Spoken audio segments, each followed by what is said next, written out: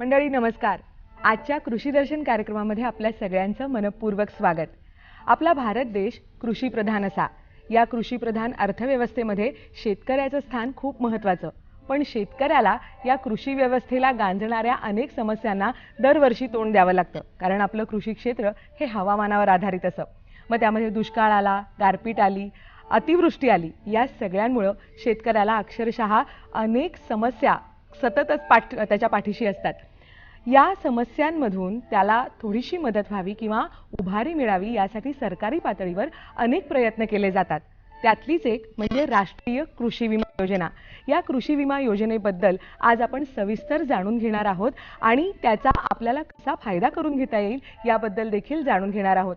त्यासाठीच आज आपल्या कार्यक्रमामध्ये सहभागी झालेले आहेत अधीक्षक कृषी अधिकारी पुणे विभागाचे श्री विनयकुमार आवटे साहेब.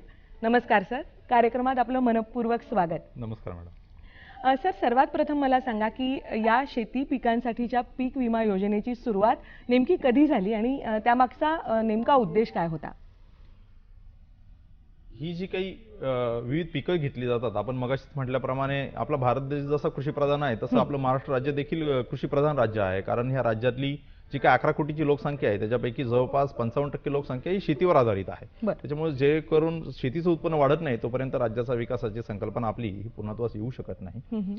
ही जी काही राष्ट्रीय कृषी विमा योजना आहे ही रबी हंगाम 1999-2000 या हंगामापासून सुरू झाली. ही केंद्र सरकारची योजना आहे. पण त्याचबरोबर आपण कृषी हा जर घटक जर म्हटला तर त्याच्यात जवळपास एकूण 4 प्रकारच्या योजना आहेत. त्याच्यापैकी ही राष्ट्रीय कृषी विमा योजना ही एक आहे.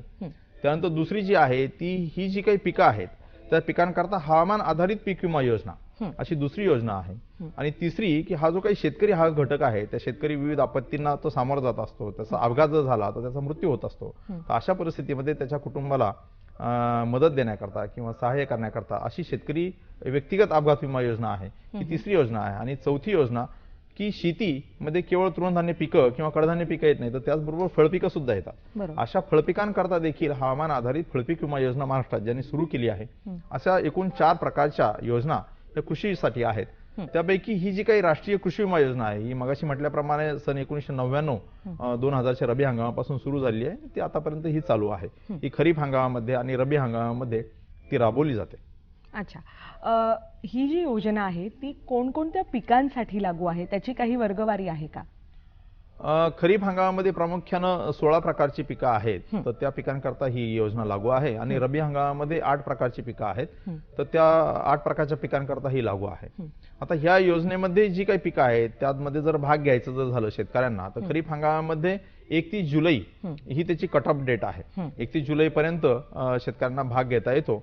निकषाप्रमाणे पिकाची पेरणी झाल्यानंतर 1 महिन्याच्या आत किंवा 31 जुलै पर्यंत जी काही आधी येईल तारीख तर त्या तारखेपर्यंत शेतकऱ्यांनी ह्या योजनेमध्ये भाग घ्यायचा असतो. आणि रबी हंगामामध्ये मात्र जर बघितलं तर हवामान परिस्थितीप्रमाणे हे जिल्ह्याकरता म्हणजे सोलापूर हा एक प्रातिनिधिक जिल्हा आहे की ज्या जिल्ह्यामध्ये रबी हंगाम जरी म्हटला तरी आपला ऑक्टोबर पासून सुरू होतो.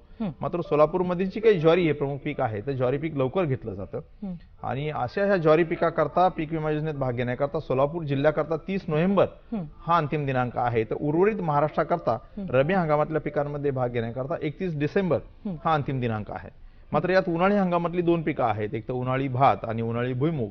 या पिकांकरता जी पीक विमा योजना राबवली जाते त्यात भाग घेण्याकरता 31 मार्च हा अंतिम दिनांक आहे. तर ह्या दिनांकापर्यंत शेतकऱ्यांनी ह्या पीक विमा योजनेत भाग घ्यायचा असतो. अच्छा, म्हणजे हंगाम आधारित अशी ही पीक विमा योजना आहे असं आपण थोडक्यात म्हणूया. आता यामध्ये भाग घ्यायचा म्हणजे नेमकं शेतकऱ्यांनी काय करायचं याबद्दल सांगा. शेतकऱ्यांनी याच्यात भाग घेण्याकरता वस्तुतः तो शेतकरी असणं म्हणजे त्याचा सातबाराचा उतारा 8 हे जे काही शेती असल्याचं जे काही प्रमाणपत्र आहे दाखला जो आहे तो असणं अभिप्रेत आहे. त्याचबरोबर त्या सातबाराच्या उतारावर 8 वर या पिकाची नोंद असणं गरजेचं आहे की ज्या पिकाकरता त्याला पीक विमा उतरवायचा आहे. मग त्या हंगामामध्ये ही जी काही पीक त्या शेतावर असल्याचं प्रमाणपत्र जे आहे ते प्रमाणपत्र पूर्वी केवळ महसूल विभागाचा तलाठी जे आहे तर त्याचं चालायचं. परंतु शासनाने त्याच्यामध्ये सुधारणा करून आता कृषी विभागाचा जो काही कृषी सहाय्यक आहे, तालुका कृषी अधिकारी आहे किंवा कृषी विभागाच्या अधिकाऱ्याचं सुद्धा प्रमाणपत्र आता ग्राह्य धरलं जातं. अच्छा. तर एक तर शेती असल्याचा त्याचा दाखला म्हणजे सातबाराचा उतारा अट, आणि त्यानंतर त्या पिकाखाली क्षेत्र असल्याबाबतचं प्रमाणपत्र जे आहे ते एक तर तलाठी किंवा जे कृषी विभागाचा कृषी सहाय्यक आहे याचं असणं गरजेचं आहे.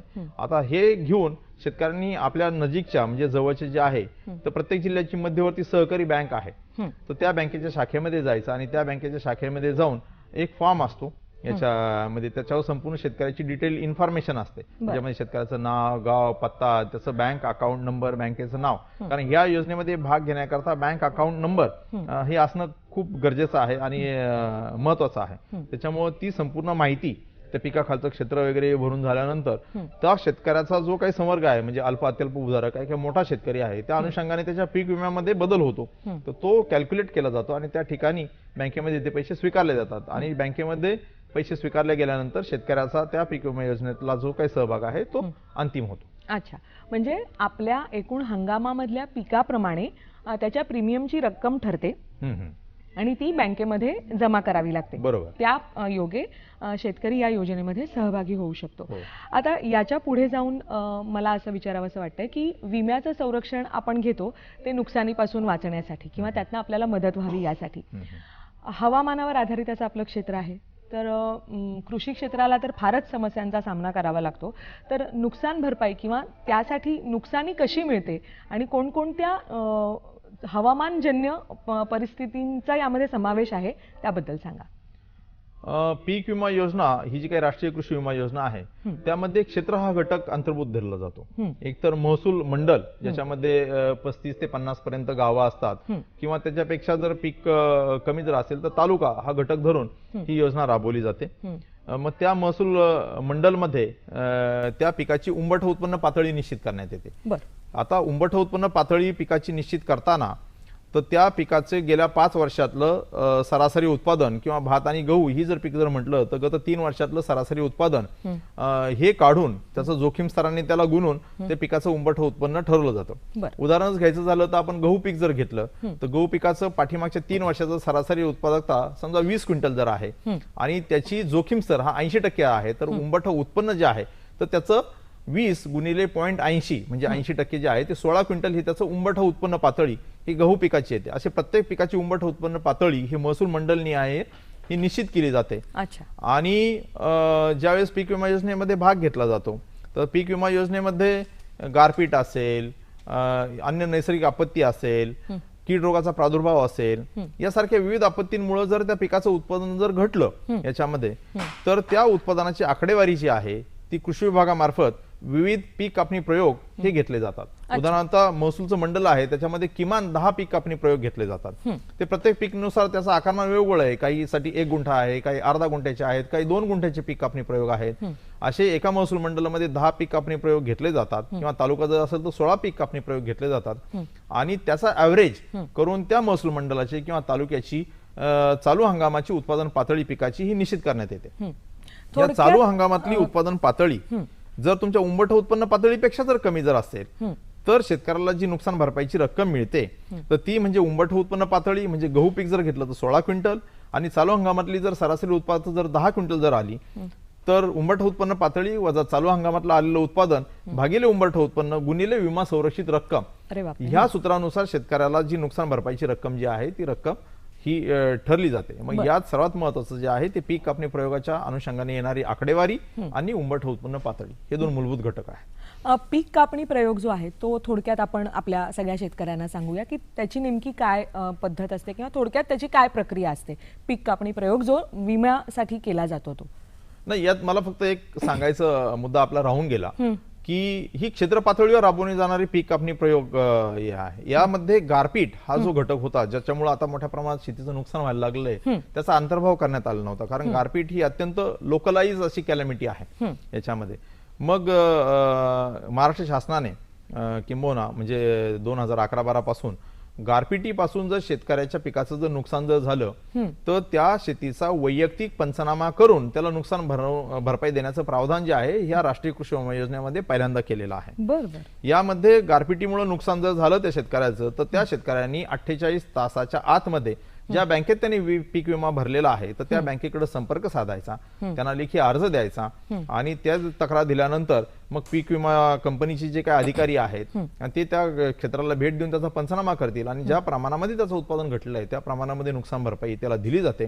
उदाहरण जर घ्यायचं झालं तर रब्बी 2013-14च्या हंगामामध्ये महाराष्ट्र राज्यातल्या जवळपास 2200 शेतकऱ्यांना जवळपास 2 कोटी रुपयाचं नुकसान भरपाई जी आहे ती ह्या अशा गारपीटग्रस्त आपत्तीमध्ये दिलेली आहे. आणि चालू जर आपण बघाल तर पाठीमागच्या मार्च महिन्यामध्ये गारपीट झाली, आताही गारपिटीचा अंदाज हवामान खात्याने व्यक्त केलेला आहे. तर त्या पार्श्वभूमीवर शेतकऱ्याला याच्यात निश्चितच मदत मिळण्याची शक्यता चांगली आहे. दुसरा जो भाग म्हटला पीक कापणी प्रयोग, तर पीक कापणी प्रयोग आपण म्हटल्याप्रमाणे खरीप हंगामामध्ये, रब्बी हंगामामध्ये जी विविध पिकं आहेत त्या पिकांचं उत्पादन प्रत्येक महसूल मंडळ निहाय तालुकाने निर्धारित करण्याकरता हे महाराष्ट्र शासनाच्या कृषी विभागामार्फत पीक कापणी प्रयोग घेतले जातात. क्षेत्रीय पातळीवर हे पीक कापणी प्रयोग शासनाचा महसूल विभाग, नंतर जिल्हा परिषद आणि कृषी विभाग असे 3 विभागामार्फत ते राबवण्यात येतात. मग गाव पातळीवर प्रथमतः गावाची निवड केली जाते. ते गावाची निवड केल्यानंतर त्या पिकाखाली त्या गावामध्ये जे काही क्षेत्र आहे ते कोणकोणत्या सर्वे नंबर मध्ये आहे त्याची यादी केली जाते. रॅन्डम पद्धतीने त्या सर्वे नंबरची निवड होते याच्यामध्ये आणि सर्वे नंबर निवडल्यानंतर मग त्या ठिकाणी प्लॉट टाकला जातो. प्लॉट प्रत्येक पिकाप्रमाणे तो वेगवेगळ्या आकाराचा आहे. सर्वसाधारणपणे अर्धा गुंठ्याचा म्हणजे 10 बाय 5 मीटर किंवा 10 मीटर बाय 10 मीटर 1 गुंठ्याचा किंवा 10 मीटर बाय 20 मीटर हा 2 गुंठ्याचा प्लॉट जो आहे तर असं पिकाप्रमाणे हे प्लॉट्स टाकले जातात, त्याचे तक्ते भरले जातात आणि पिकाची कापणी ही प्रत्यक्षात पंचांच्या समक्ष होते. याच्यामध्ये गाव पातळीवरील मग ग्रामसेवक आहे, सरपंच आहेत, पोलीस पाटील आहेत, हे त्याचे सदस्य आहेत, यांच्या समक्ष ते पिकाची कापणी केली जाते. तो फॉर्म भरला जातो आणि नंतर तो शासनाकडे तो प्राप्त होतो फॉर्म आणि त्याच्यावरनं सरासरी मग त्या महसूल मंडळाची किंवा तालुक्याची उत्पादकता पातळी ही निश्चित करण्यात येते. अच्छा, नुकसान भरपाई जी मिळते शेतकऱ्याला बँकांच्या मार्फत, तर त्याची प्रक्रिया तर आपण सांगितलीच, पण त्याला साधारणपणे एक अंदाजे वेळ किती लागू शकतो? आता आपण बघितलं तर महाराष्ट्र राज्यामध्ये जवळपास 135 लाख हेक्टर खरीप पिकाखालचं क्षेत्र आहे आणि रब्बी हंगामाखाली देखील जवळपास 60 ते 65 लाख हेक्टर पर्यंत क्षेत्र आहे. विविध पिकं घेतली जातात. ह्या पीक कापणी प्रयोगाची संख्या यांनी आपण जरी म्हटलं तरी जवळपास ती 80,000 ते 1 लाख पर्यंत जाते. खूप मोठी आहे. पिकाचा हंगाम संपल्यानंतर ही पीक कापणी प्रयोगाची आकडेवारी संकलित होऊन ते महसूल मंडळ निहाय, तालुका निहाय त्याची उत्पादन आकडेवारी निश्चित होऊन त्याची जी काही नुकसान भरपाईची रक्कम आहे ती निर्धारित व्हायला जवळपास 6 महिन्याचा कालावधी तरी किमान जातो आणि त्यानंतर मग शेतकऱ्याला जे आहे ती नुकसान भरपाई ही मिळते. भारतीय कृषी विमा कंपनी ही जी ही योजना राबवते त्या कंपनी मार्फत ती नुकसान भरपाई अंतिम होते आणि ती झाल्यानंतर मग बँकांकडे ते पैसे पाठवले जातात आणि बँकांच्या माध्यमातून शेतकऱ्याच्या अकाउंटला त्याच्या बँक खात्यामध्ये हे पैसे जमा केले जातात, थेट जमा केले जातात. आपण जेव्हा चर्चा करत होतो तेव्हा आपण सांगितलं की कृषी क्षेत्र हे नियोजनावर आधारित असणारं क्षेत्र आहे, तर शेतकऱ्यांनी आपल्या हंगामाचं नियोजन करतानाच खरं म्हणजे या विमा योजनेचा देखील त्यांच्या नियोजनामध्ये अंतर्भाव केला तर निश्चितच त्यांना याचा फायदा देखील मिळू शकेल असं आपण म्हणाला होता. तर त्या अनुषंगाने काही सल्ला आपण शेतकऱ्यांना आपल्या द्याल का? नाही, महत्वाचं म्हणजे पीक विमा योजना ही शेतकऱ्याचं आर्थिक संरक्षण म्हणजे नुकसानीपासूनचे आर्थिक संरक्षण जे आहे ते करण्याकरता अत्यंत महत्वाची योजना आहे. याच्यात शेतकऱ्याच्या अपेक्षेप्रमाणे फार मोठ्या प्रमाणात बदल सुद्धा आपण केलेले आहेत आणि ती अत्यंत उपयुक्त आहे. आपण याची थोडीशी आकडेवारी जर बघितली तर रब्बी हंगाम 1999 पासून आता 2013-14 मार्च 2014ला हंगाम संपला तोपर्यंत या योजनेमध्ये जो पीक विमा हप्ता जो शेतकऱ्यांनी भरलेला आहे तो सर्वसाधारणपणे 1050 कोटी पर्यंत भरलेला आहे आणि शेतकऱ्याला जी नुकसान भरपाई मिळालेली आहे योजनेतून ती जवळपास 2950 म्हणजे जवळपास 3000 कोटी मिळालेली आहे. म्हणजे 1000 कोटी त्यांनी हप्ता भरलेला आहे आणि त्याच्यावर 3000 कोटी त्याला नुकसान भरपाई मिळालेली आहे. दुसरा सांगण्याचा उद्देश की याच्यामध्ये पीक विमा योजनेत भाग घेण्याकरता लागणारी रक्कम जी आहे ती अत्यंत नाममात्र आहे. याचं थोडंसं आपण म्हणजे उदाहरण घ्यायचं झालं तर गहू पिकाकरता जवळपास 18,000 रुपये विमा संरक्षण रक्कमाकरता जेमतेम त्याला 300 रुपयापर्यंत हप्ता त्याला भरावा लागतो आणि त्यात जर तो शेतकरी अल्प भूधारक जर असेल तर त्याला शासनामार्फत 10% ही पीक विमा हप्त्यामध्ये सवलत दिली जाते. त्यात पुन्हा जर तो विदर्भातले हे जे काही आत्महत्याग्रस्त जिल्हे आहेत या जिल्ह्यांमधल्या शेतकऱ्यांकरता अल्प आणि अत्यल्प भूधारक शेतकऱ्यांकरता ही 50% विमा हप्त्यामध्ये सवलत दिली जाते. खरीप हंगामामध्ये जे कापूस प्रमुख विदर्भाचं जे पीक आहे त्या कापूस पिकाचा विमा हप्ता उतरवण्याकरता जवळपास 75% ही विमा हप्त्यामध्ये सवलत दिली जाते याच्यामध्ये. त्याच्यामुळे शासन फार मोठ्या प्रमाणात प्रयत्न करते की लोकांचा सहभाग वाढावा. आता खरीप 2012 हंगाम जर बघितला तर ह्या आपल्या राज्यामध्ये जवळपास 1,35,00,000 पर्यंत शेतकरी आहेत. खरीप 2012च्या हंगामामध्ये 12-13 लाख शेतकऱ्यांनी याच्यात सहभाग घेतला होता, म्हणजे फार कमी आहे, हार्डली 10% आपण म्हणू शकू. खरीप 13च्या हंगामामध्ये जवळपास 15 लाख शेतकऱ्यांनी तो भाग घेतला होता. परंतु चालू खरीप जो 2014 जो झाला तर कृषी विभागाने व्यापक प्रमाणात प्रयत्न केल्यामुळे आपल्या असं निदर्शनास येईल की जवळपास 47 लाख म्हणजे 3 पटीपेक्षा जास्त सहभाग ह्या हंगामामध्ये आतापर्यंतचा 99 पासूनचा सगळ्यात विक्रमी सहभाग हा खरीप 2014च्या हंगामामध्ये केलेला आहे. आणि आपण बघतोच आहे की मोठ्या प्रमाणात नैसर्गिक आपत्तीमुळे शेतकरी म्हणजे नैराश्यग्रस्त आहे किंवा हे आहे. अशा परिस्थितीमध्ये निश्चितच मला अपेक्षा आहे की ह्या हंगामात देखील शेतकऱ्यांना चांगल्या पद्धतीने पीक विमा योजनेच्या माध्यमातून मदत मिळू शकेल. दुसऱ्या याच्यात मला थोडंसं महत्त्वाचं सांगायचं की खरीप हंगाम हा पावसावर आधारित आहे आणि रब्बी हंगाम तसा ॲश्युअर्ड आहे. पण हे जे काही 3,000 कोटी मिळालेले आहेत तर त्याच्यापैकी रब्बी हंगामात जो काही प्रीमियम भरलेला आहे 1,000 कोटीपैकी, तर रब्बी हंगामातला जवळपास 225 कोटी आहे आणि खरीप हंगामातला 816 कोटी आहे. आणि खरीप हंगामातल्या 816 कोटी प्रीमियम भरून त्यांना जवळपास 1800 कोटी रुपयापर्यंत मदत मिळालेली आहे, म्हणजे दुप्पट मदत मिळाली. पण रब्बी हंगामामध्ये 200 कोटी भरून त्यांना 1000 कोटी मिळालेले आहेत, म्हणजे जवळपास 5 पट मिळालेली आहे. म्हणजे जी प्रोबॅबिलिटी आहे, शेतकरी जो विचार करतो की रब्बी हंगामामध्ये माझ्याकडे पाणी आहे, संरक्षित सिंचन आहे, त्याच्यामुळे याच्यात पीक विमा योजनेत भाग घेण्याची फारशी उत्सुकता दाखवत नाही. परंतु खऱ्या अर्थाने आतापर्यंत इतिहास जर बघितला तर रब्बी हंगामामध्ये 200 कोटीच्या तुलनेत 1000 कोटी म्हणजे 5 पट त्याला नुकसान भरपाई मिळाली. त्याच्यामुळे अत्यंत हा महत्वाचा हंगाम आहे. शेतकरी निश्चितच आपल्या पीक नियोजनामध्ये जसं तो बियाण्याचं नियोजन करतो, खताचं नियोजन करतो, कीटकनाशकाचं नियोजन करतो, त्याच पद्धतीने पीक विमा हप्ता भरण्याचं नियोजन हे शेतकऱ्यांनी करणं अत्यंत गरजेचं आणि आवश्यक गोष्ट आहे. बरोबर, कारण निसर्ग आणि त्याचं एकूणच लहरीपणा हा आपल्या हातामध्ये नाहीये. त्यामुळे पाऊस चांगला झाला किंवा सिंचन व्यवस्था चांगली आहे म्हणून राम भरोसे किंवा देवाच्या भरोशावर राहण्यात अर्थ नाही. जर आपल्याला संरक्षण मिळतंय तर ते निश्चितच घेतलं गेलं पाहिजे. आपण नैसर्गिक आपत्तींबद्दल बोललो. या आपत्ती आल्यानंतर सरकारकडून खूप मोठी मदत शेतकऱ्यांना दिली जाते.